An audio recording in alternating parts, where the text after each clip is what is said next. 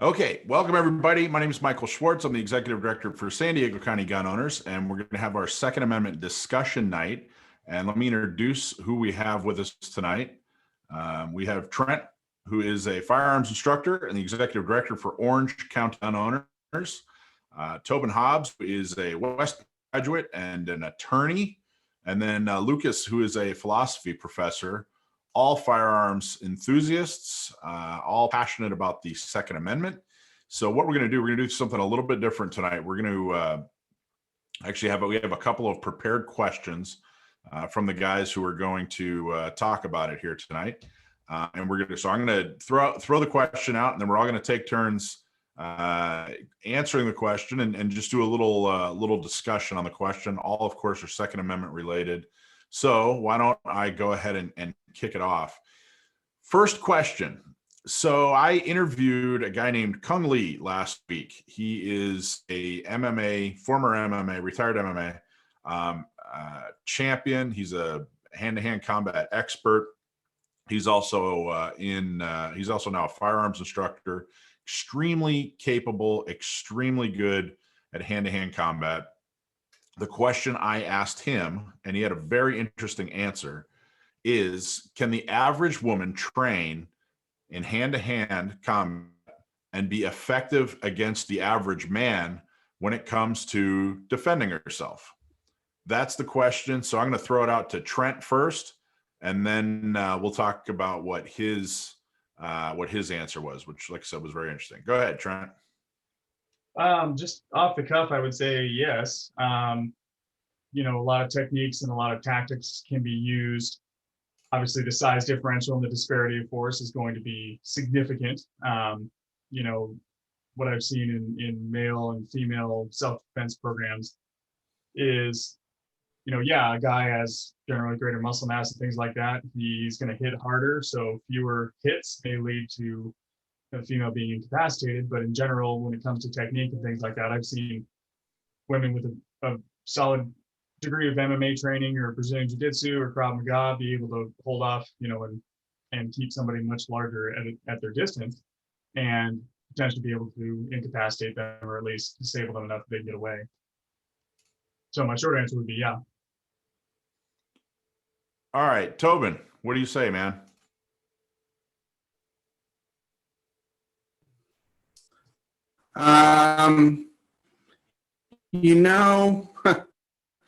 So given Army experience, I would say the question would all come down to training.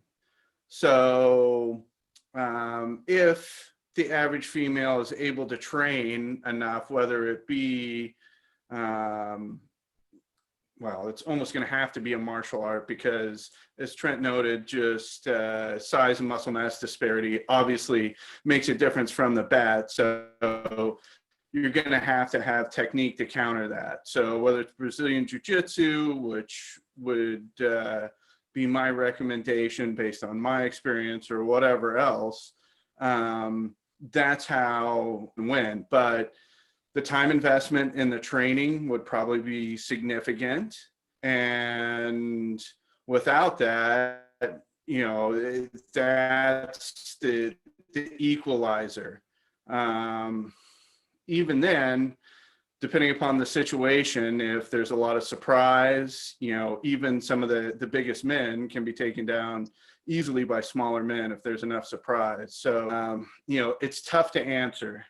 Potentially could they? My answer, I guess, would be yes, but the training involved in order to get there would be fairly significant.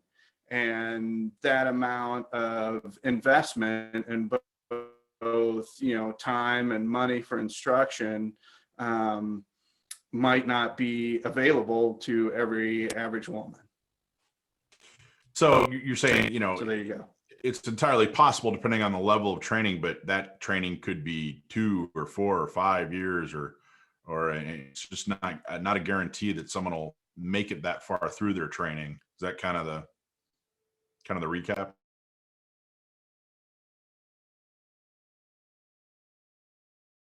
Exactly. Like the the weekend seminar or even the 1 week seminar probably isn't going to cut it. It's going to be significantly more than that required in order to get enough technique to equalize just the inherent physical advantages. All right, Lucas, what say you, sir? I would say that there's a reason that they segregate by weight class and by gender historically in these kind of competitions. It's not an accident that people that have the exact same training might be mismatched if they had just a slight different weight, slight different size. So these kind of things matter, and they've long been recognized to matter. That's not to say that training is totally pointless, but it depends on the training of your opponent. And that's a huge difference. I mean, if you're going up against somebody that doesn't have any training at all, then I would say you're at an advantage. But to bring it back to guns and firearms in the Second Amendment, I would say that this is a selling point for the Second Amendment because it's the great equalizer. What nature hath made unequal, Sam Colt hath made equal. And that's actually almost exactly, or at least a big part of what he said in the interview. And that's where I was going with the question. We were talking about firearms. We were talking about training. We were talking about how a lot of people are getting into firearms for the first time, especially the market for women. Selling guns and accessories that are made for women or training that's specifically for women. It's, extremely popular in the firearms world right now. So that's where the question came from. And the direction that it was headed was, well, hey, firearms are really the answer. But he hit on what you hit on, Lucas, about training. And he broke it down into two different categories. He said, if your opponent is trained and if your opponent is determined, it'll make a huge difference. So the training, if somebody's, a 5, 6, 10-year expert martial arts, that's going to be an enormous difference. If it's just some schlub off the street with no training, that'll make an enormous difference. But then the dedicated part, is this a dedicated opponent?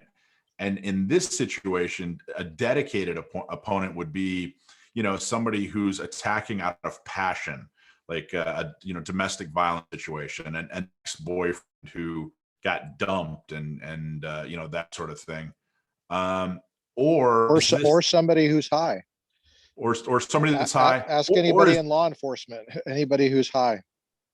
Or is it an opportunist just trying to pick your pocket? If you're just trying to pick your pocket, and a woman has some training, she can probably fend that off no matter what the other guy, what size he is. So I thought it was really interesting. Trent, did you have something?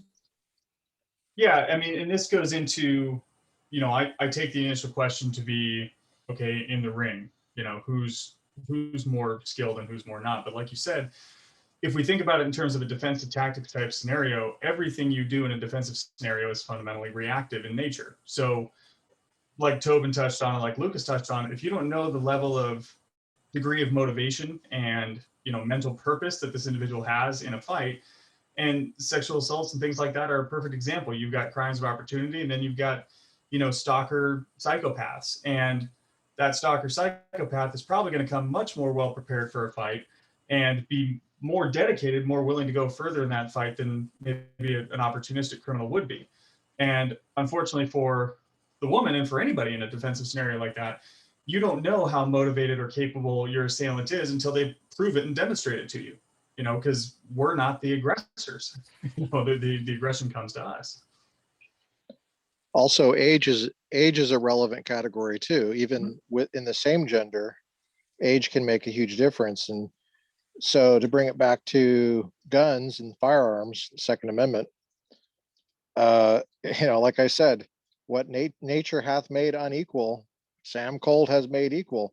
An old lady is much more able to defend herself against 5 men with a gun than she would just by using her fists, no matter how much training she has. And then the question has to be asked, okay, so does a gun take as much training or less, than some of the self-defense skill sets and things like that? While the mechanics of it are certainly simpler and less reliant on the person's physical fitness or age or mobility or ability in general, it still does require, fine motor skills and things like that. It still does require self-defense scenarios. It requires stress training. It requires home defense and visualizing how the scenario might go to make sure, go back to the idea that this is the weapon, the gun's a tool, just like your fist or your training is a tool. If this isn't working, the gun isn't super useful. So I think, like Tobin said about years of training, it really doesn't take years of training to be able to effectively employ a firearm. It takes a short period of dedicated training. And so that's where I think, Lucas, like you said, they're equalizers. I think that's where that comes into play, is with a more minimal amount of training, we have an equivalent level of force. Yeah, guns are relatively, comparatively easy to use, but hard to be at. Hard to be a true skilled, firearms, marksman, but easy to, get adequate, get up to speed real quick. Whereas hand-to-hand combat, you can't just go take one lesson. It's a whole world. It takes a whole world. But I thought it was a really interesting breakdown. He did a really, really good job. I honestly asked the question thinking I knew the answer, and I didn't. I thought he did a really good job of breaking that down. So, All you have to anything do else? is go to YouTube and look up old women with gun. You'll find women fending off 4 or 5 assailants in a jewelry store or something like that. I don't see any YouTube videos out there of an old woman making men run away with her fists up.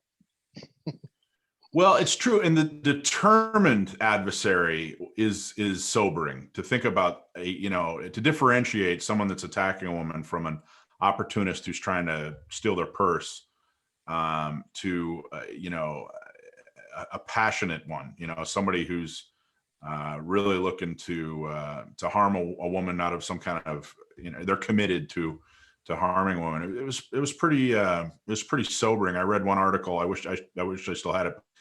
Guy pointed out, if you look at some of the more well-known serial killers, women didn't get away from Ted Bundy, for example, which is, a horrible, sobering thought. But, it definitely made me reevaluate. And I think as men, generally, we live in a different world than women do. I think we truly live in a whole different world. We wouldn't recognize the world that women live in. But I thought he brought a very interesting perspective. All right, should we move on to the next question? All right, next question. This is Trent. Trent wants to know, he wants to discuss, is there ever a time, a place, or a reason to not keep a defensive weapon chambered, home or CCW? Is there ever a time, place, or reason to not keep a defensive weapon chambered, home or CCW? Who wants to take that first? All right, Trent, go for it. I think Lucas wants to go for it. Jump in there, Lucas. Well, I will be the mouse gun guy, okay? Because somebody's got to be the mouse gun guy around here. I would say it depends on the weapon that you have, and each weapon you have has a certain history and stuff. I mean, I like mouse guns. I think that they have a place in any system, and I'm as a scholar, I have a scholarly interest in the historical significance of these things, the development of them. And you might have a gun that is quirky, which you found out at the range, and maybe the safety doesn't work as well, or whatever. Some of these guns, I'd say that there possibly is a reason, but you'd better be trained to. You better be aware and trained to chamber around very quickly if you have to. Obviously, you're only talking about semi-automatics. What do you mean by mouse gun? Define mouse gun. What does that refer to? Little guns that, fit in your pocket, like maybe like a Colt Junior or the 1903 Colt pocket hammerless is probably the oldest example of that. Which, by the way, those are really fine firearms. If you can find one in good condition, those are really fun at the range. And the Colt Junior, for example, is a hammer fired, and it has a safety, and you better make sure that safety is working because it's a single action, and that means it's meant to be carried with a hammer back. So if you're not comfortable with carrying it with a hammer back, given it doesn't have that the firm safety that the 1911 has, where it clearly blocks the slide, the Colt Junior doesn't have that. So, you know, and there you might see that they had a history of, if you drop it with the hammer packed back halfway, half cocked, it went off. I mean, I don't know about this, but if you were worried about a negligent discharge, it's possible that you might in public, like if you weren't supposed to have it in public because you were living in a place that doesn't recognize the Second Amendment, like, I don't know, the Soviet Union or something, or California, you know, but you'd better be trained. Same difference. Yeah, you'd better be trained. What do you think, Tobin? Is there ever a time, ever a place, ever a reason that you can carry without one chambered in a defensive handgun, either home or CCW? You know, again, it would not be my preference, but there's got to be like some scenario where it makes more sense than something chambered, right? As Lucas pointed out, it might be something with a firearm. It might be home circumstances where you want to keep your handgun super accessible, but you have younger children. You know, there could be, I think, absolutely might make that choice, but I certainly think that it comes down to, if you make that choice, like a definite train as you fight kind of scenario, where if that's what you're going to do, you should probably do that all the time. Like, you know, if you're always going to practice racking the slide to chamber around, then that's what you need to do all the time. If you're going to carry, concealed carry daily, then maybe you should do that all the time. And that consistency, I think, would be important.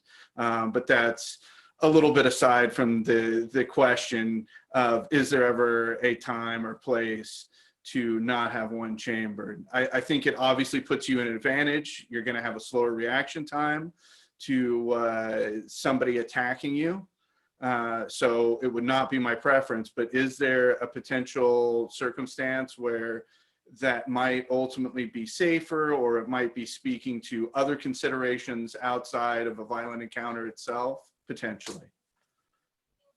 It's obviously, it's a heated, this is one of the more heated debates in the world. And there are people out there, if you even suggest not carrying one in the chamber, you know, they're just convinced that you're going to die tomorrow. Tomorrow's the day. That's it. So it's heated. And I generally think, yeah, you should carry one in the chamber, and not carrying one in the chamber is kind of a leftover relic from, you know, when guns didn't work so well. And back when, you know, cowboys, you know, the old 6-shooters, you had the hammer resting right on the primer. And if you hit a bump, out on the prairie, you know, it could go off. I think that's primarily where that comes from. But I've actually been toying with implementing what I call the Schwartz rule. And that is to carry, I know, right? How arrogant. The Schwartz rule is carry a gun without one in the chamber for 30 days after you buy a new holster. So you get a new holster, and I did this when I got my CCW. I've only had a CCW. I've had a CCW for over 2 years now, and it, you know, down here in San Diego, it takes months to get a CCW. I know you Orange County guys, it takes like 20 minutes or something like that. You guys fly right through, but it took us months, takes us months. So I actually I got the holster and everything, and carried a blue gun it was a Glock 19 because that's what I carry, and practiced and pretended it was real because I really wanted to make sure, hey, is this the holster I want to use? And I had a couple different holsters and tried them both. And then when I got my CCW, I carried without one in the chamber, and it's a Glock 19. So I would rack the slide, and then I would put the mag in, a full mag in, and carry. And then every night when I got home, and I was taking it off to go to bed, I would check to see if the trigger was still in the right position. And I did that for about a month. And honestly, I'll be totally honest, it was a little bit of it was a confidence thing. I really wanted to make sure. So and then I've gotten holsters since, new holsters, and I did the same thing. And I think, I don't think there's anything wrong with the Schwartz rule, 30 days after you get a new holster. I think it's a good best practice. I don't think it's not required, but I think it's a good best practice. So that's where I fall. Trent, what do you say, man? It depends. So when it comes to the firearms and self-defense world, there's very few always and nevers. I can count on one hand the number of things that I've learned or that I teach where you always do this and you never do this. It's very infrequent. And so you look at the four possibilities. If you have a violent encounter out on the street and you get in the habit of unloading your gun when you get home, just for the sake of argument, relying on racking the slide, I've seen incidents where that went well, and I've reviewed incidents where it went very poorly. I think it's more likely that it will go poorly because of the rapidity with which self-defense scenarios in civilian situations tend to develop. And frankly, no matter how fast you are at it, it still relies on you having two hands in a fight. And sometimes by the time the gun gets out, the guy's pretty close and you don't have two hands. So when it comes to carrying out and about, generally, I kind of urge people carry with one in the chamber. And if you have a safety and you carry with safety on, that you practice over and over again until you can't screw it up, taking that safety off. But at the same time, in the last 6 months, there's been just an explosion of articles from new gun owners saying, why in the world would you ever have one in the chamber? You're going to have time to rack it. Well, most of these people are thinking in terms of home defense, in which that's probably the case. Home defense scenarios, when they look at the times between 911 calls and things like that, especially when the situations are, still in progress, still developing, the person has 45 seconds, a minute before contact is actually made inside the home. So it's a much more viable option. And then secondarily, when you have, a lot of people taking handgun classes lately have been young parents. And if you've got, a 2 or 3 or 4-year-old, they may not be old enough to learn reliably. They may be old enough to learn gun safety, but not necessarily old enough to be able to employ it. So they could sit there and fidget around with a gun that had one in the chamber with the safety on, and eventually they'll turn that safety off because they're kids. They're going to sit there and just fart around it. And so having one in the chamber or not having one in the chamber may be safer because they won't be strong enough to pull back a slide on a large gun. So, you can keep guns in safes, you can keep guns hidden. In my experience, kids will always find it. Almost all the parents we have of older kids, the kids know where the guns are. They know where they're stored. They know where the key to the safe is, et cetera, et cetera, et cetera. And even fancy biometric locks or electronic keypads, they've all got backup keys, and the kids know where those keys are. So, for a home defense type scenario with young kids in the house, I can absolutely see the value. Outside of that, generally, I'm gonna urge people. Like you said, Michael, it's a confidence thing. When we have people come take our CCW course, most of them never carried a gun before, much less with one chambered. After 3 to 4 hours on the range of carrying a hot gun the whole time, they've gotten a feel for what their gun is and is not going to do. And we inspect holsters and things like that, because apparently we're firm believers in the Schwartz rule, even though we've never encountered it. But it's one of those things where it does come down to confidence and it comes down to ability, but it also is situational and contextual. We're really good. The gun world's really good at making mountains out of molehills. And the only thing I would say we need to keep a mountain is, safety issues. The 4 rules. Never bend on the 4 rules. Any kind of true safety issue. Yeah. We're really good at making mountains out of molehills. The difference between 9mm and 45 and Glocks and 1911s and SIGs and whatever. We're really good at that. But I think you nailed it. It's a comfort level thing. I think it is inarguably better if you get into some kind of situation, some kind of defensive gun use situation. It's inarguably better if you already got one in the pipe. But that's not the whole discussion, you know. How many times are you going to get into a gunfight compared to how many times are you going to go about your regular daily business? Now, I can already hear people saying, well, Mike, if you're worried about the gun going off while you're going about your regular daily business, that's a training and equipment issue. That's true, you know, to an extent. But I think you nailed it when it comes to, you know, do whatever you can up to your comfort level, Trent. And there Yeah. might be times where you don't want to make any noise, Mhm. and it makes noise to chamber around. So it really, like what Trent says and what you're saying, it does depend on the situation. The problem is that you can't always predict what the situation will be. So the wonderful thing is that we have all these options. So I'm an optimist, you know, all these discussions we have, that's just because we have all these options. So that's a good thing.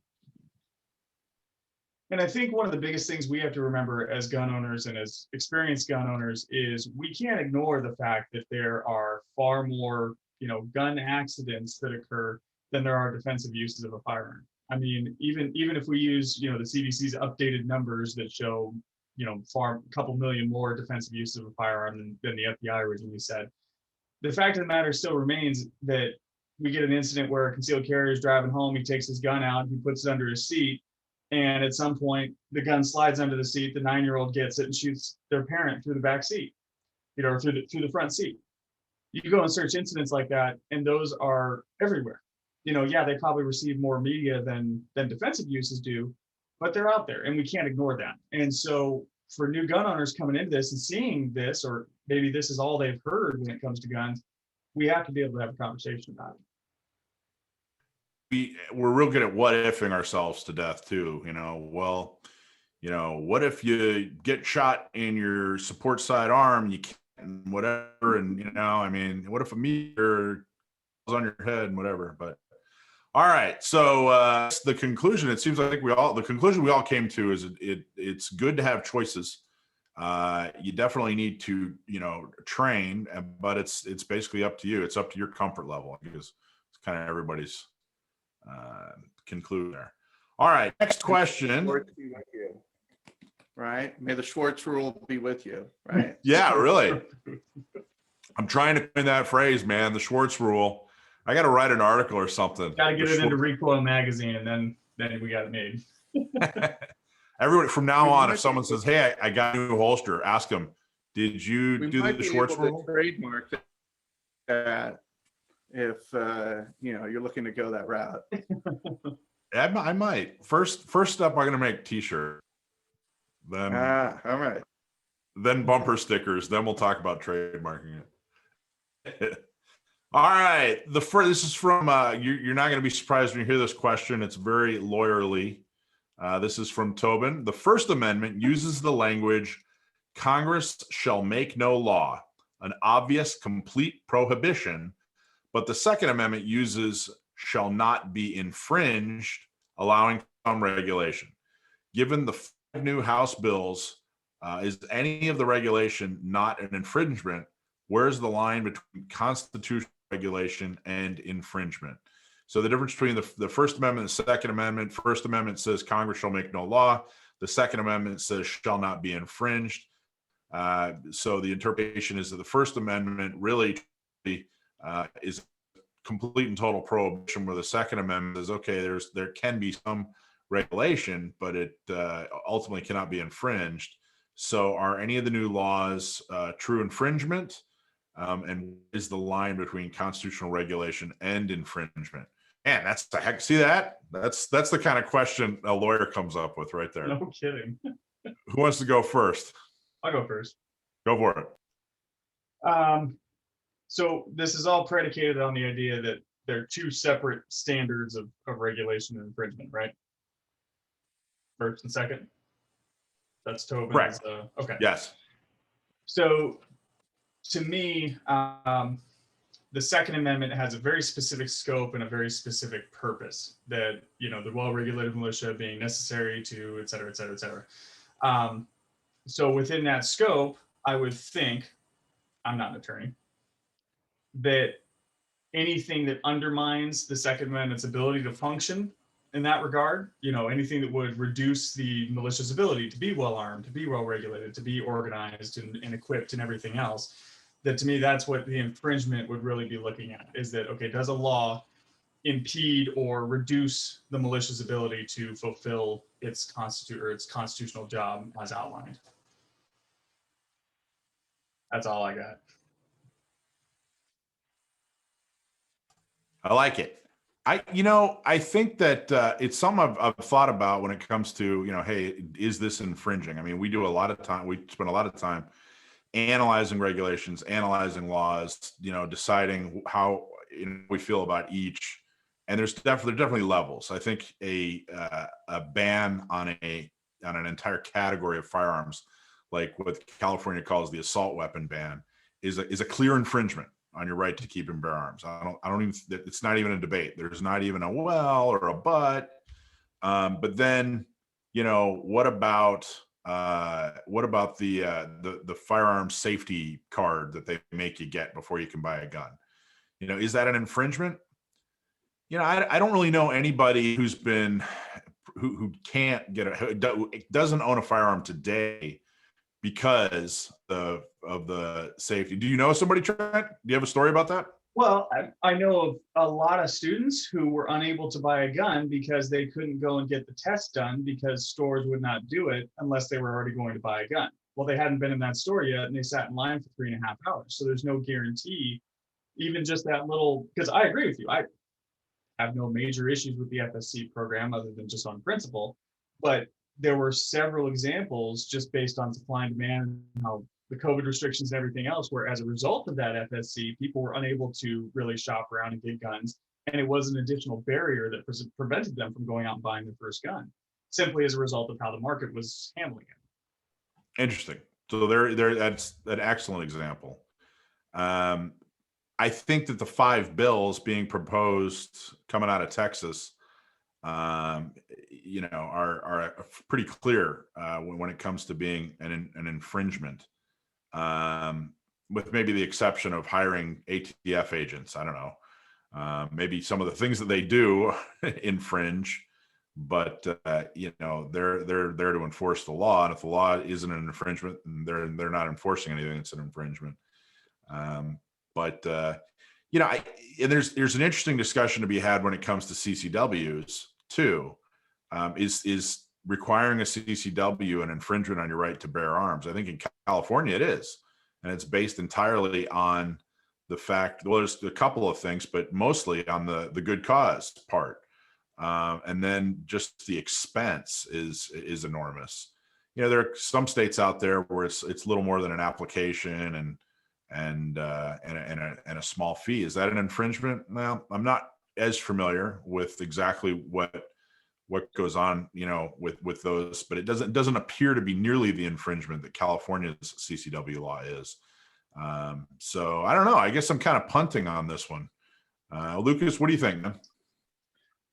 Well, the question is an interesting question. I think it's a question about what the analogy is between the First and the Second Amendment. And this is a topic that's all over the law journals. It's all over court opinions. And interestingly enough, the 3 Supreme Court justices that President Trump nominated and confirmed all seem to agree on this, that the analogy with the First Amendment isn't really the right way to go and how to look at the Second Amendment. Because the First Amendment, at least part of the First Amendment jurisprudence, has levels of scrutiny. And I don't want to get too far in the weeds on that, but there's a rational basis test, there's an intermediate scrutiny, and there's what's called strict scrutiny. And the strongest First Amendment protections that you have are subject to strict scrutiny, which means that it's all but certain that the regulation or the law will be struck down. On the other hand, of the rational basis test, if the court uses that, it's almost certain that the law will be upheld. And Kavanaugh and I believe Gorsuch, I have good reason to believe Gorsuch, and the latest one, Barrett, they all seem to agree that the proper test is a history and tradition test. But just going by the language of the two, I wouldn't say that they're that different, because what the First Amendment means is that the right to, for example, freedom of assembly, peaceable assembly, shall not be infringed. I think that's what it means. I think you could rephrase it that way. Now, I mean, if we took a time machine back and I asked James Madison if you could rephrase it that way, he might say, no, we phrased it that way for a reason. And I'd be like, okay. But to me, it just seems like it means the same thing. If you have a right to freedom of religion, it seems like what it means to say is that right shouldn't be infringed. Not, not to mention the fact that it's oftentimes not Congress infringing on this right. It's actually like the city of Santa Monica, or it's, the Department of Health and Human Services, or it's the California DOJ or something like that. Tobin, what do you got, man? What's the answer? Yeah. What is the answer? Just tell us the answer, Tobin. Yeah, I would love to just tell you the answer. There isn't one. That's the problem. So much like Lucas, I guess I'm going to agree and disagree. So the Congress shall make no law is an absolute prohibition, just like the question says. You shall make no law. And shall not be infringed, the language is different. And if the language is different, it means different things. It doesn't mean the same thing. So in my view, when they said Congress shall make no law, they're talking about, federal Congress, the House and the Senate, because states had established state religions in the Revolutionary era. There were official state religions for states through the 19th century. I mean, not 1899, but into the 19th century, I guess I should more accurately say, there were official state religions. So, that's something at a federal level. And then as to shall not be infringed, it seems to me to allow for some level of regulation at the congressional level. And if you go back and we talk about this history and tradition test, this gets into that. If you go back and look at, well, what were they doing at the time? So obviously we're looking at history and tradition to try and suss out what's an infringement and what's not. States could prohibit open carry, but they had to allow concealed carry if they were going to do that. So it seems like, and there's, unfortunately, a relative paucity of Supreme Court jurisprudence. There just aren't that many Second Amendment cases. If you look at the number of First Amendment and Fourth Amendment and Fifth Amendment cases, and oh Lord, the number of 14th Amendment cases, if you had all the files and you had a mansion, they'd fill the place up. You couldn't store them all. But if you got like a rinky-dink 10 by 10 bedroom, you can put all the Second Amendment cases in there, no problem. So this is part of the problem. It doesn't say, the court's jurisprudence, what's an infringement and what's not. And they've dodged this question for forever. They're so deathly afraid of it. And, much like everybody else, if California passes one more law, you can guarantee it's an infringement. We've already crossed the line in every aspect. It's an infringement. California does nothing but infringe at this point, in my opinion. Obviously, other attorneys who are barred in the state of California might very well give you a different opinion. But my arguments will be better than theirs, so there's that. At a federal level,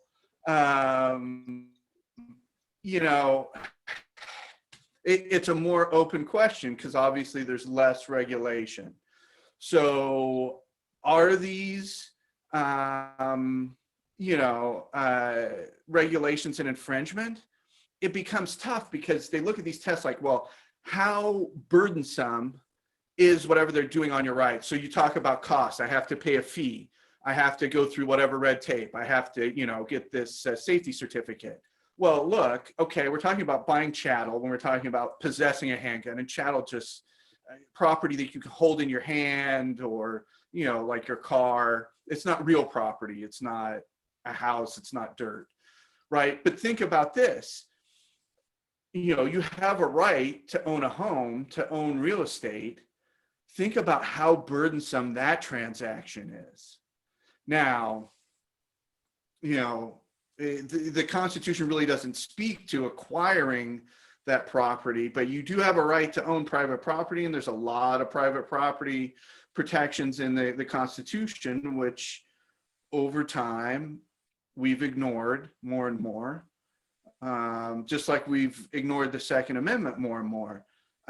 So it's just a really difficult question, and if it came down to it, it would always be kind of, like they've come down to kind of this history and tradition test, or some kind of balancing test where you weigh the cost of the burden versus what it frees up. So I'll just throw this out as an example. Not that I agree with this, but I think it's interesting to spur a conversation, is if there were a fairly significant test at the federal level where you had to show training proficiency and even mental stability and blah, blah, blah.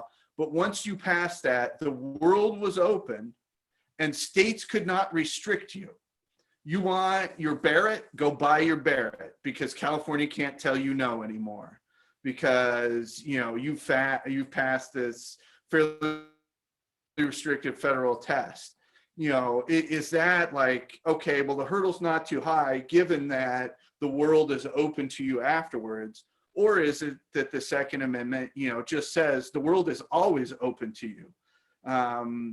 Just as another example, the California handgun roster, we just got done talking about how different people have different strengths, different styles, different approaches to self-defense. Well, this dictates probably any number of different handguns to mesh with these different approaches, different mindsets, etc. And this handgun roster is essentially ultimately aimed at, whether intentionally or not, a total prohibition, which is named unconstitutional explicitly by Heller, on all handguns. Eventually, that's where the handgun roster takes you to as a practical matter. And of course, what the state of California would argue is that, well, as a theoretical matter, it doesn't. But as a practical matter, it does. And if it's a practical matter, you can't buy handguns anymore, or even at a certain level, you can't buy certain types of handguns. Is that, an infringement? Well, absolutely it is.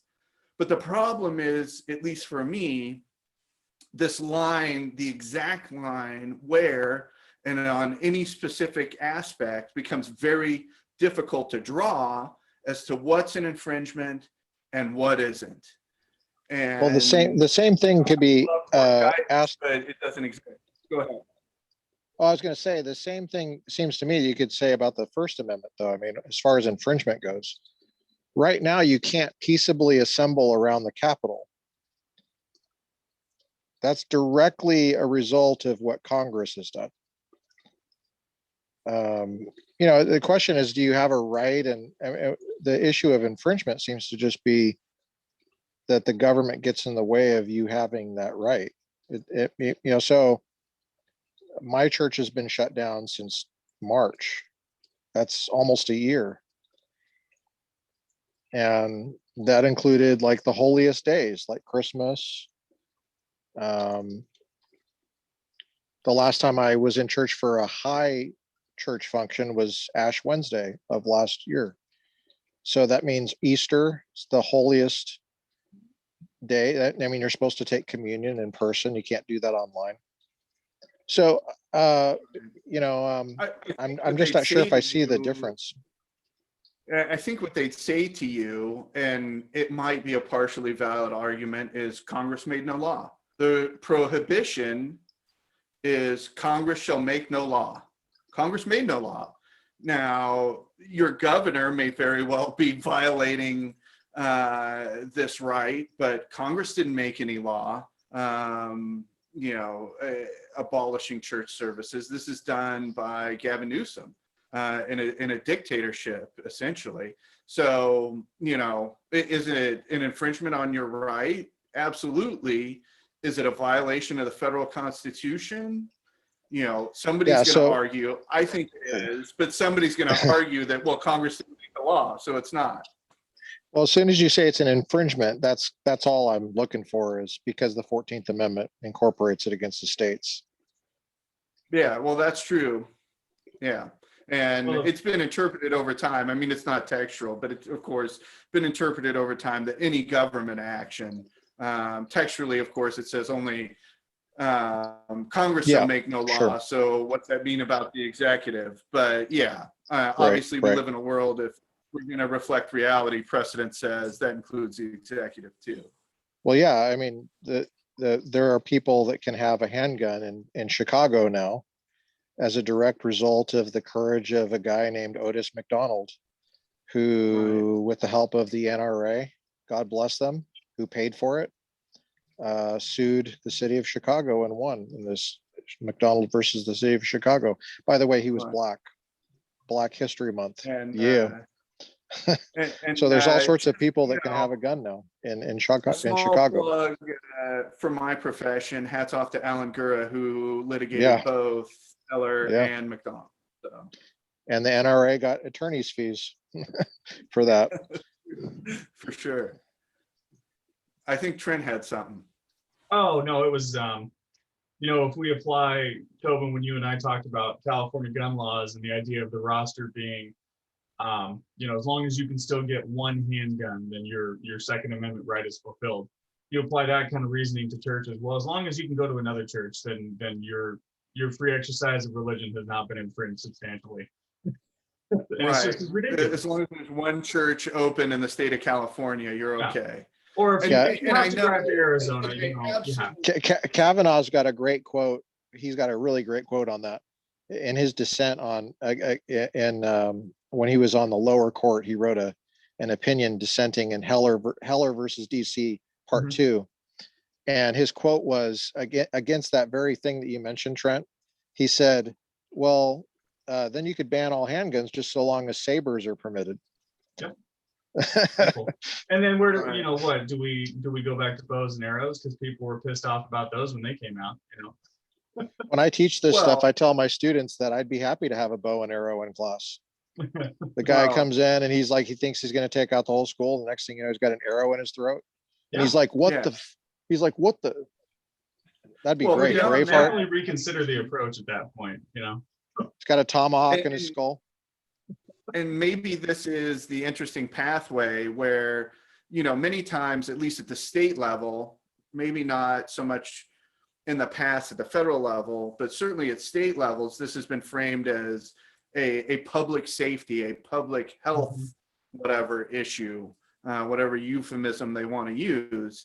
But in the end, if that's the case, if that's what we're hanging our hat on, that this is a public safety issue, then my first argument would be, are firearms the number one cause of death? If they're not, then, if we have more automobile accidents still than firearms deaths, and we still haven't done enough with automobiles, so leave us alone. But beyond that, what we've proven time and time and time again is that if you have the will to kill, if you are a murderer and you have murderous intent, you will find a way to do it, whether you have a firearm or not. We have Timothy McVeigh, who's not exceptionally smart, but killed a whole bunch of people with explosive. The Tsarnaev brothers, who killed a whole bunch of people at the Boston Marathon with pressure cookers, for Pete's sake.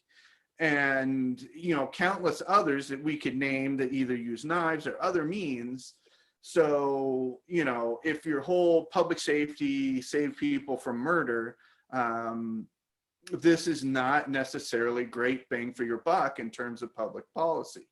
So if, you're trying to preserve Second Amendment rights while protecting public safety, you're trying to do both, as many claim they are doing, then an assault weapons ban is not the way to go. I mean, it's objectively, demonstrably proven that that is going to have negligible effect. So anyway, One thing you were I talking will- about is how few lawsuits have been Second Amendment related. And that's true. Very, very few. I mean, you can pretty much count on one hand. And I think that's something slightly different subject, but I think or I guess do you guys think that gives our side, the, pro Second Amendment side, doesn't that kind of a vote in our favor, that for 150 plus years, there hasn't been need. It's been so clear to everybody that what the Second Amendment means and how it should be used, that now they're coming up with interpretations. 150, 200 years into it, they're coming up with these interpretations. Do you think that's an effective argument against saying, hey, look, it's been our way for 150, 200 years. Now they're trying to pull these, shenanigans for political purposes.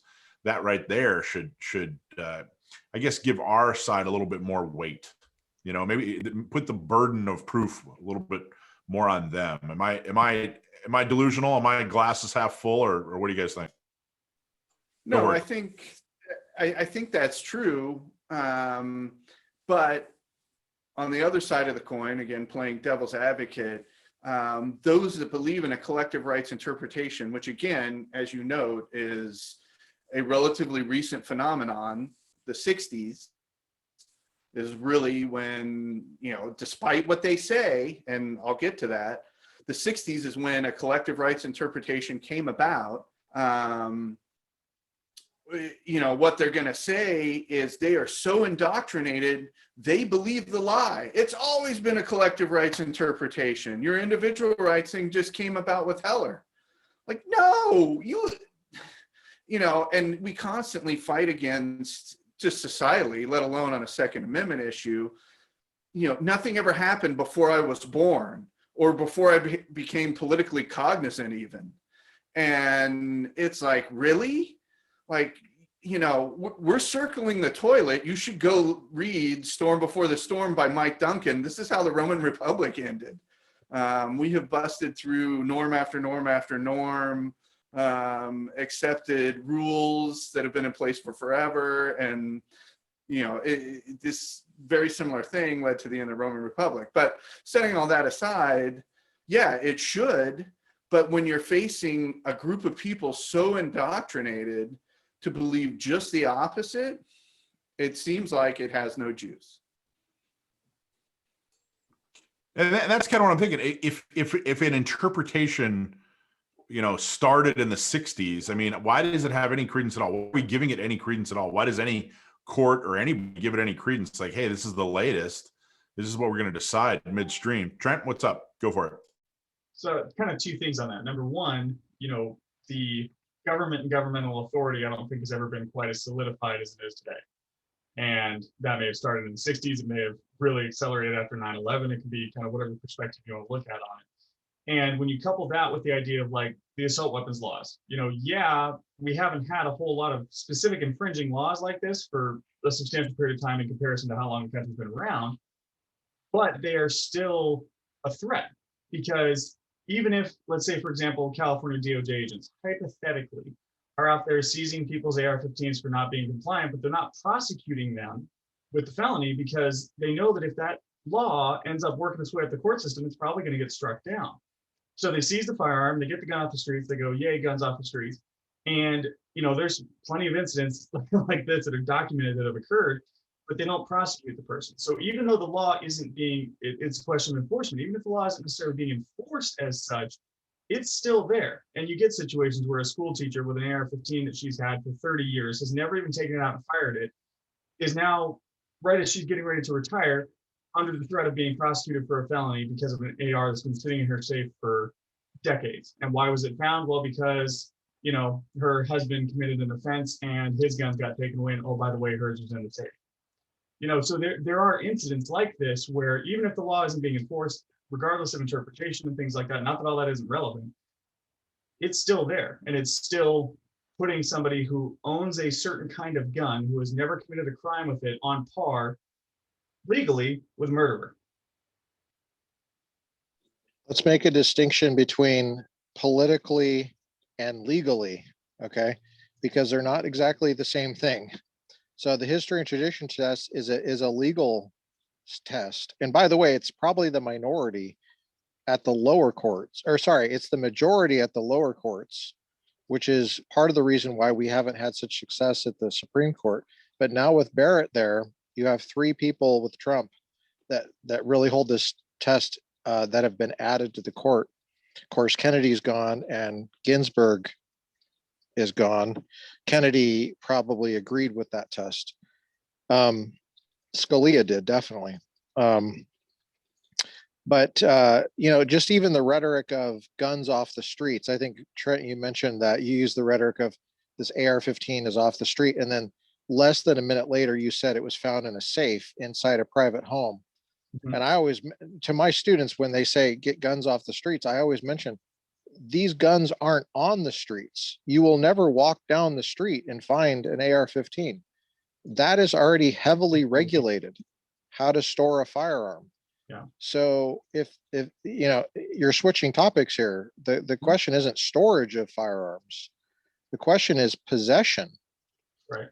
And that's a political matter. And a lot of the time that has to do with the fact that I think it's just a good to go back to what Michael's question was, I think was, is this a point in our favor? I think that's what your original question was, the fact that we have this long history and we don't have a lot of, seems like we don't have a lot of legal disagreement about that. The culture, I'll just say this, I think I'm a little bit ambivalent about the culture of the Second Amendment right now. I tend to think it's stronger than it has been in the past. And the evidence I feels would that use way. is just, I think so. I mean, Mhm. sometimes when I'm watching certain 2A stars, I won't say any names, but they're people that we would all know.